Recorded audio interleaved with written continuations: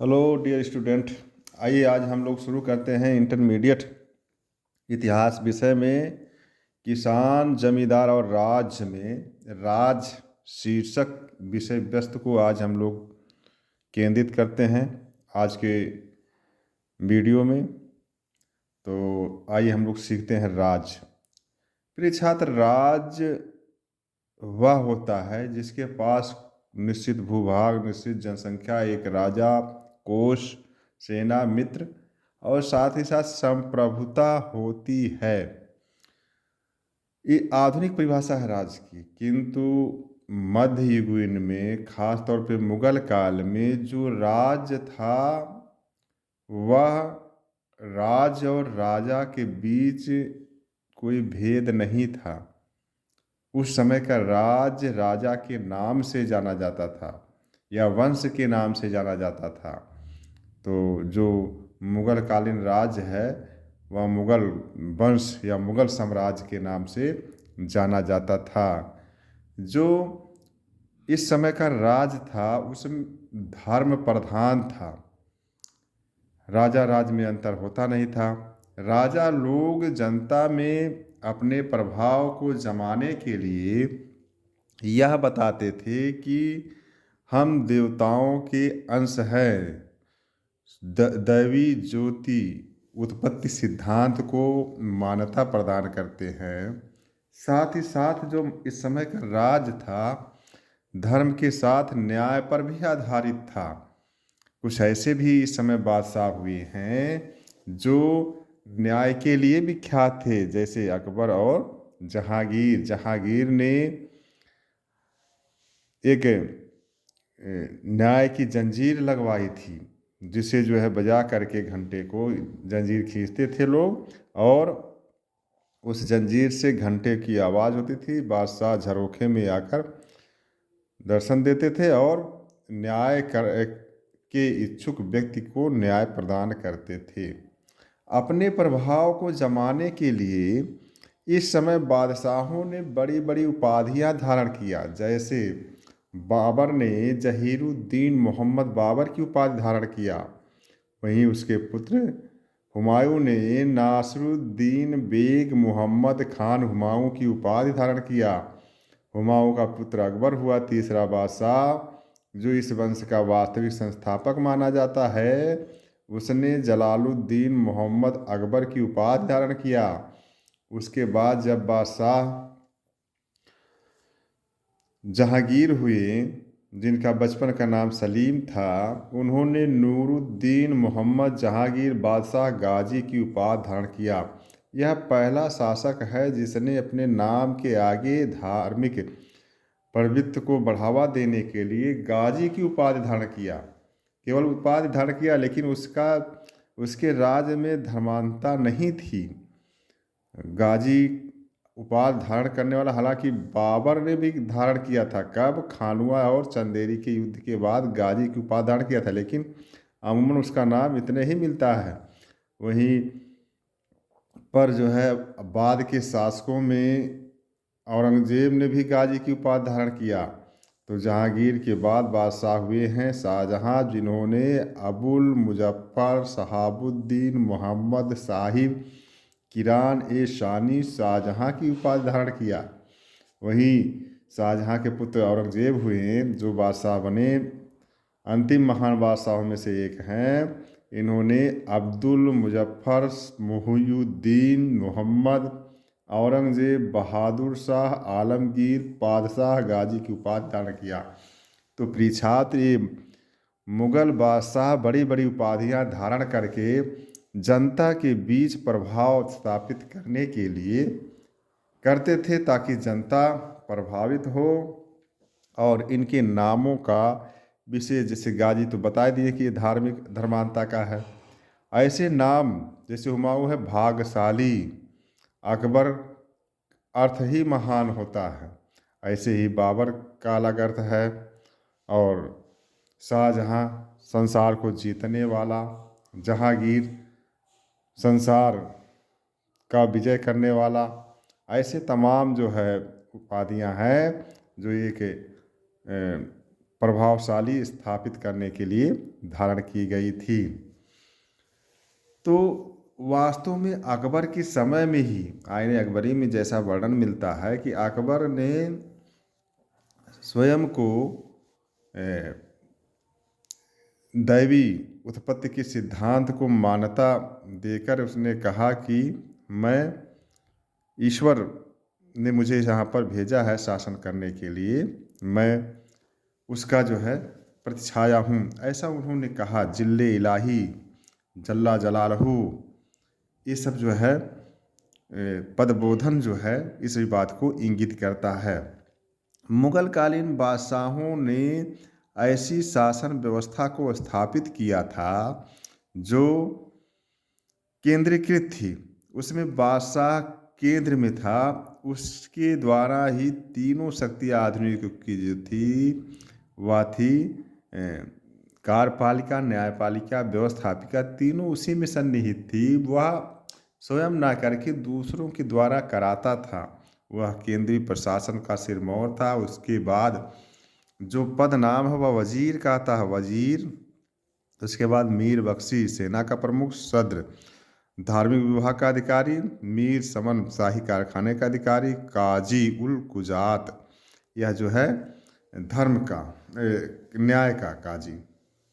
तो इस प्रकार से बादशाहों ने विभिन्न केंद्रीय पदाधिकारियों की नियुक्ति करके अपने शासन को सरल और सुबोध बनाने का प्रयास किया।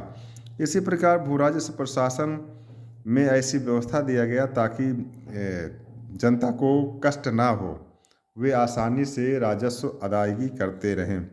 गुप्तचर व्यवस्था इतनी सशक्त थी कि अमीरों और जनता के बीच क्या हो रहा उसकी सूचनाएं बादशाह को मिलती रहती थी।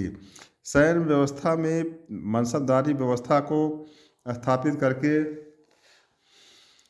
बादशाहों ने एक शक्तिशाली केंद्रीय सत्ता की स्थापना में महत्वपूर्ण भूमिका निभाया। मुगलकालीन मनसबदारी व्यवस्था या सैन्य व्यवस्था इतने बड़े विशाल साम्राज्य को स्थापित किया था कि उसको प्रांतों में बांट दिया था। अकबर के काल में आईने अकबर के अनुसार 12 प्रांत थे और बाद में दक्षिण भारत की विजय के बाद 12 से 3 प्रांत और बढ़ गए और प्रांतों की संख्या 15 हो गई अकबर के शासनकाल में।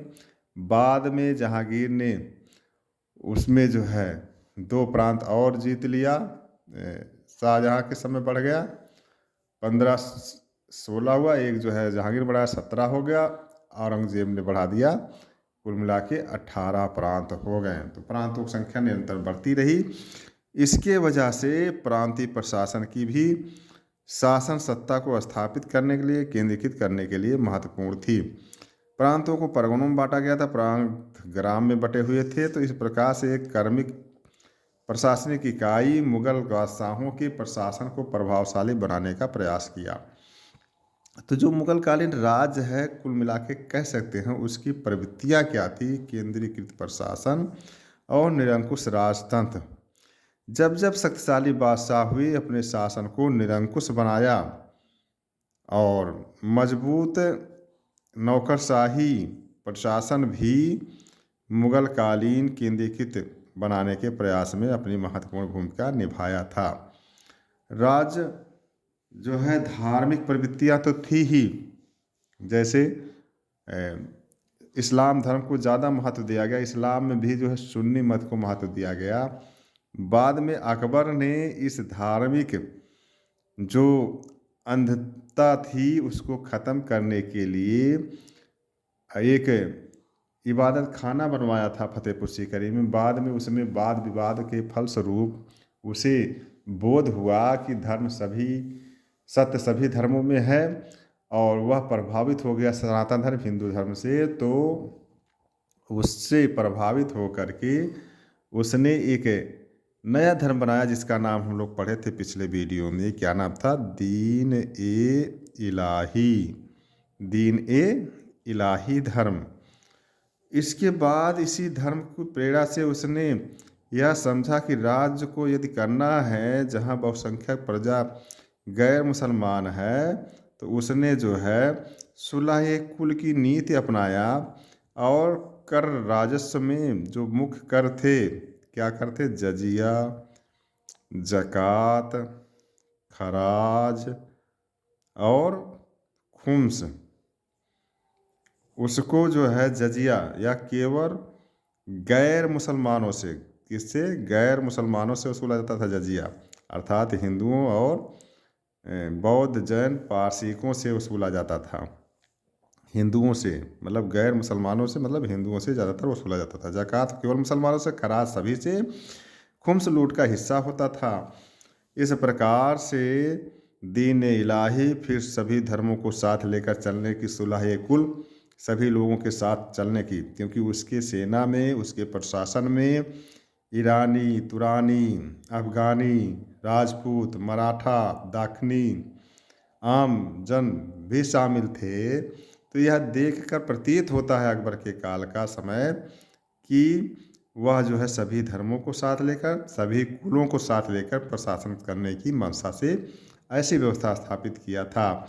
और उसने 1564 में जजिया, 1562 में तीर्थयात्रा कर हटा करके यह उद्बोध किया कि हम सबको साथ लेकर चलेंगे। यही नहीं, उसने कई गैर मुसलमान महिलाओं से विवाह करके भी यह उद्घोषित किया कि हम सबको साथ लेकर चलेंगे। तो ऐसे अकबर ने जो धार्मिक राज था उसे धर्मनिरपेक्ष राज्य बनाने में महत्वपूर्ण भूमिका निभाया, जिससे जहांगीर और शाहजहां ने आगे बढ़ाया। लेकिन औरंगजेब के काल में अकबर द्वारा स्थापित धर्मनिरपेक्षता की नीति को त्याग करके धार्मिक कट्टरता की नीति का अनुसरण किया जाने लगा, जिससे मुगल कालीन जो राज था वो धर्मांध बन गया। और उसकी इस प्रकार की नीतियों से जो गैर मुसलमान, जिसमें राजपूत, मराठा, जाट, सिख आदि शामिल थे, वे औरंगजेब के काल में विद्रोह करने लगे। और औरंगजेब के बाद 1707 ईस्वी के बाद उसका राज धीरे धीरे करके पतन की ओर अग्रसर हो गया।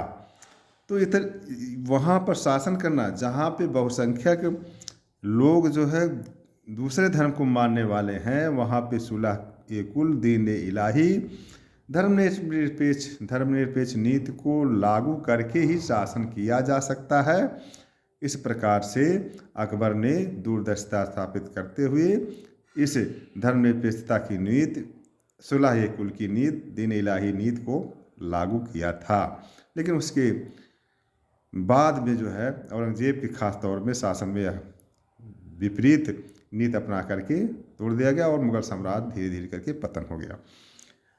मुगल कालीन राज्य में सांस्कृतिक संरक्षण को भी दिया गया। अकबर ने खास तौर पे, फिर जहांगीर ने, शाहजहां ने यह निर्धारित किया कि फारसी भाषा में रामायण, महाभारत, वेद, पुराण, उपनिषदों का फारसी में अनुवाद कराया गया। हिंदुओं के मंदिर मठों को दान भी कुछ मात्रा में दिया गया, सिखों को दान दिया गया और उनके धार्मिक स्थलों को संरक्षित भी किया गया। यह करके धर्मनिरपेक्षता की नीति को आगे बढ़ाया गया। तो इस प्रकार प्रिय छात्र छात्राएँ, जो मुगल कालीन राज था शुरुआत में धार्मिक, मध्य समय में धर्मनिरपेक्ष और औरंगजेब और उसके बाद की मात्रा में धार्मिक कट्टरता की नीति परख राज बन करके स्थापित हुआ और दैवी उत्पत्ति के सिद्धांत को मान्यता दिया गया था। तो इस प्रकार से मुगल कालीन राज था जो 16वीं 17वीं सदी का था। तो प्रिय छात्र छात्राएँ, हम लोग टॉपिक किसान, जमींदार और राज को पढ़ें। अब आगे हम लोग पढ़ेंगे राज और इतिवृत्तियाँ। तो इसको पढ़ें, अध्ययन करें, परीक्षा की तैयारी करें। Best of luck. Thank you.